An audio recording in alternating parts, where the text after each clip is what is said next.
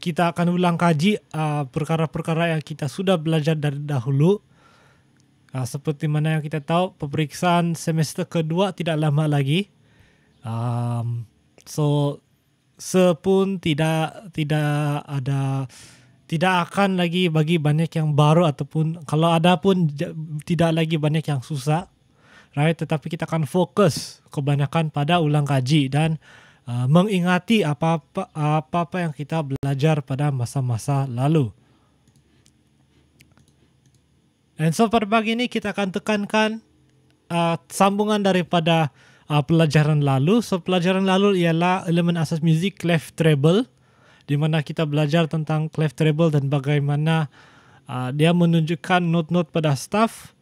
Okay, dan kita juga sentuh pada pelajaran yang itu bagaimana ada pelbagai jenis clef treble. Ada clef treble, ada juga clef bass, ada clef apa lagi? Alto, soprano, tenor clef, semua ada. Of course, for Form 3 kita hanya perlu belajar dua, ataupun kita hanya perlu tahu dua, iaitu treble clef dengan bass clef sahaja. So itu dua sajalah yang kamu perlu tahu. Okay, so seperti yang sudah dikatakan dalam pelajaran untuk treble clef, clef merupakan simbol yang diletakkan pada awal staff. Saya selalu katakan ini, balik-balik sudah sekat bilang, tapi masih banyak pelajar yang salah. Bila kamu menjawab soalan yang berkaitan dengan nama not ataupun apa-apa saja muzik, pastikan kamu lihat dulu apa yang ada di awal staff. Okay, apa clef yang dia guna? Apa itu? Apa clef yang dia guna? Apa tanda masa yang dia gunakan? Di awal staff semua dia tulis di sana. So banyak kali sudah saya nampak pelajar, dia tahu sebenarnya apa-apa not treble clef dengan bass clef. Cuma dia tidak tengok apa simbol yang dia guna. Bila treble clef punya simbol, dia jawab yang bass clef punya not. Bila bass clef punya simbol, dia jawab tapi treble clef punya not. Sayang, dia tahu tapi tidak juga dia dapat itu markah. So please make sure, always check the clef. So bass clef dia sama seperti treble clef, dia menentukan apa nama pitch dan apa nama note di garisan dan di ruangan pada satu staff.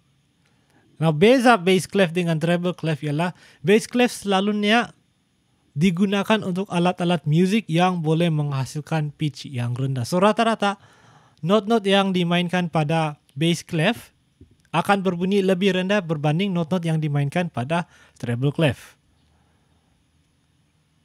So antara alat-alat muzik yang menggunakan bass clef, alat-alat muzik seperti cello, seperti gitar bass, seperti trombon, tuba dan juga tangan kiri untuk piano, di mana semua ini adalah alat-alat muzik yang menghasilkan not yang rendah. Kalau kamu nyanyi di dalam choir pun, kalau kamu adalah seorang penyanyi bass, biasanya kamu akan menggunakan ataupun membaca muzik yang menggunakan bass clef. Nama pun bass kan, jadi tidak heranlah dia memainkan not-not yang rendah ataupun not-not bass.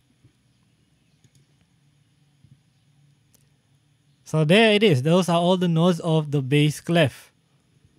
So kamu boleh nampak sajalah dia punya huruf berbeza dengan apa yang terdapat di treble clef. Untuk treble clef garisan pertama kita sudah belajar dalam pelajaran yang lalu itu. Every good boy deserves food ataupun deserves fruit. So first line garisan pertama kalau treble clef ialah note E. Tapi untuk bass clef dia berbeza, di mana garisan pertama dalam bass clef ialah note G. So G, and then ruangan pertama A, and then kemudian garisan kedua B, ruangan kedua C, garisan ketiga D, ruangan ketiga E, garisan keempat F, ruangan keempat G, dan balik lagi garisan kelima balik lagi kepada A. So those are the notes that you are going to find on the bass clef. Okay, so kalau kamu main note-note ini di piano, dia seperti inilah, right? You can dia tunjukkanlah mana note itu terletak di piano. Dan kamu perhatikan Satu lagi kalau kamu perhatikan middle C, so middle C sekarang berada di atas. Untuk treble clef middle C berada di mana? Dia berada di bawah, satu garisan ledger di bawah. Tapi untuk bass clef dia berada satu garisan ledger di atas. So rata-rata semua not-not yang ada di bass clef ini kebanyakannya ialah lebih rendah ataupun di bawah middle C ataupun di sebelah kiri piano. Manakala untuk treble clef sebab middle C di bawah, rata-rata kebanyakan not-not di treble clef ialah not-not yang di atas middle C. So, sekarang kamu boleh bayangkanlah kenapa piano dia menggunakan dua clef. Dia guna treble clef untuk tangan kanan untuk not-not di atas middle C, dan dia guna bass clef untuk tangan kiri untuk not-not yang di bawah ataupun lebih rendah daripada middle C. Okay. So seperti treble clef, cara kita belajar not-not di bass clef sama juga dengan cara kita belajar not-not di treble clef. Sama sajalah dia punya 3 teknik, yaitu dengan pertama menggunakan ayat ataupun pantun ataupun akronim. Kedua ialah dengan selalu praktis dan menguji diri sendiri sama ada menggunakan app ataupun tulis, ataupun ketiga ialah dengan memainkannya di piano ataupun keyboard. Right? So sama sajalah dengan treble clef. Alright, so apa ayat-ayat yang kita boleh gunakan untuk belajar not-not di treble clef? Well, let's take a look.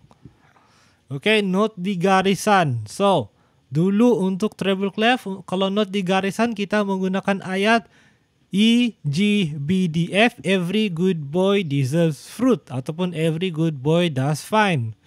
Ataupun apa sajalah ayat yang mereka gunakan.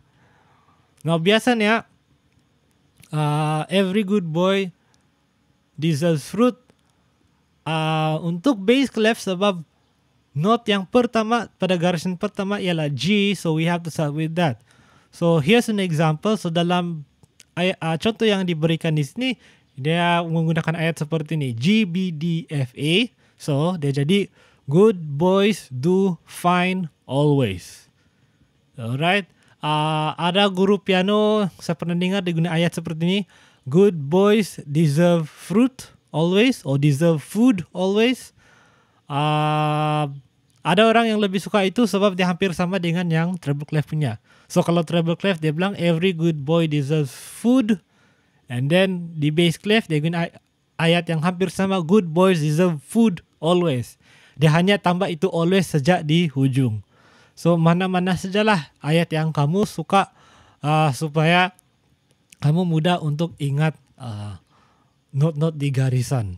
Of course tidak semestinya kamu guna ayat yang sama seperti yang dikongsikan di sini. Ini cuma antara ayat yang selalu digunakan lah. Tapi kalau kamu ada ayat kamu sendiri, kamu dipersilakan untuk kongsi. Boleh kongsi di chat kalau ada ayat yang kamu suka guna, yang kamu buat sendiri. So those are for the notes on the lines. Macam mana pula untuk note-note di ruangan?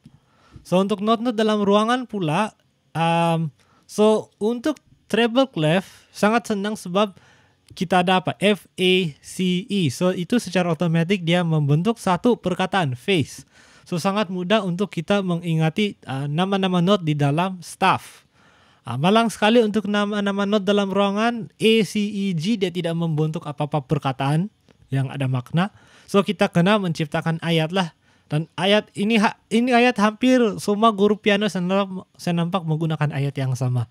Yaitu A, C, E, G, all cows eat grass.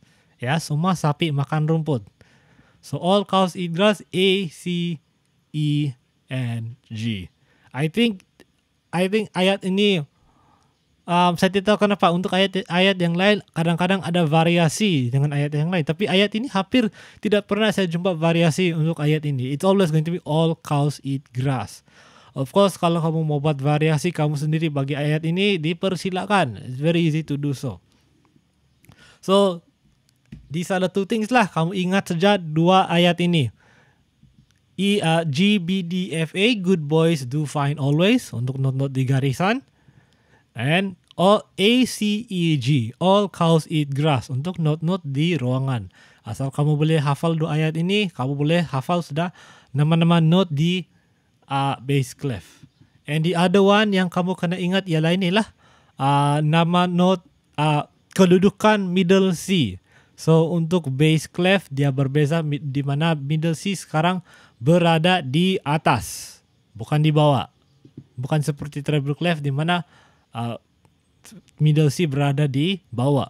Tetapi dia ini untuk bass clef dia berada di atas. So satu garisan ledger lah. So dia terapung di atas sana seperti itu. Alright. Okay, bagaimana dengan garisan ledger? Bagaimana dengan kalau kita mau tulis note yang lebih rendah ataupun lebih tinggi daripada staff di bass clef? So sama juga konsep dia. So daripada garisan pertama G, good boys is a fruit, always G. Kalau kamu turun satu, dia jadi F. Kalau kamu turun satu lagi, kamu kena sudah tambah satu garisan supaya dia menjadi E. Turun lagi menjadi D. Dan turun lagi menjadi C. Ataupun dia, kalau mau lebih tinggi pun sama aja konsep dia.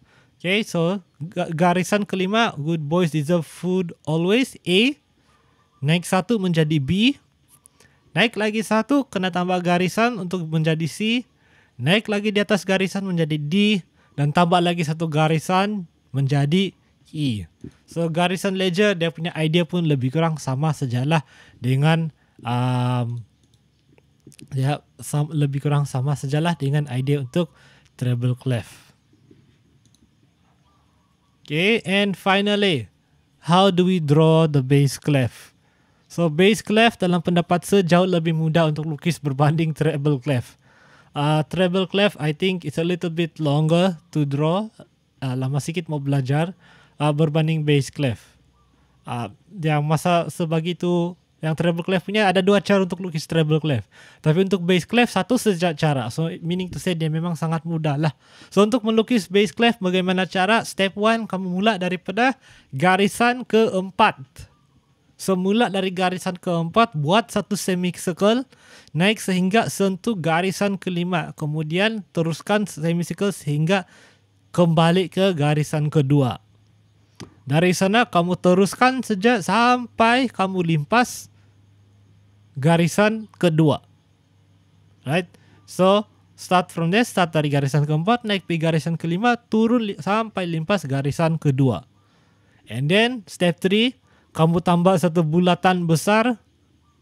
Kamu buatlah itu bulatan di garisan kedua. Kamu kasih hitam itu garisan.